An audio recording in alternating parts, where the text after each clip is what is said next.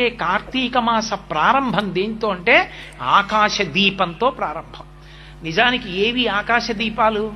మీరు నేను పెట్టక్కర్లేదు. ఆకాశ దీపాలు వెలిగించిన వాడు పరమేశ్వరుడు. సూర్యుడు, చంద్రుడు, నక్షత్రములు ఇవి ఆకాశ దీపాలు. మరి కార్తీక మాస ప్రారంభం దేంతో మొదలు? ఆకాశ దీపంతో ప్రారంభం. ఆకాశ దీపం ఎక్కడ వెలిగిస్తారు? దేవాలయంలో వెలిగిస్తారు.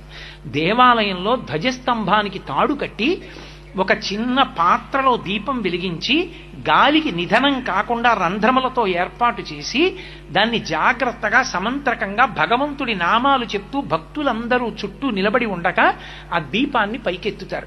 ఎవరి శక్తి కొలది వాళ్ళు కార్తీక మాసంలో ఆకాశ దీపాన్ని పైకెత్తడానికి చమురో ఒత్తులో ఏవో ఒకటి ఇస్తూ ఉంటారు. అది పైకెత్తుతారు. ఎందుకని? ఇప్పుడు ఆ దీపం ధ్వజస్తంభం మీద ఉండి అంతటా వెలుతురు చిమ్ముతుంది. ధ్వజస్తంభం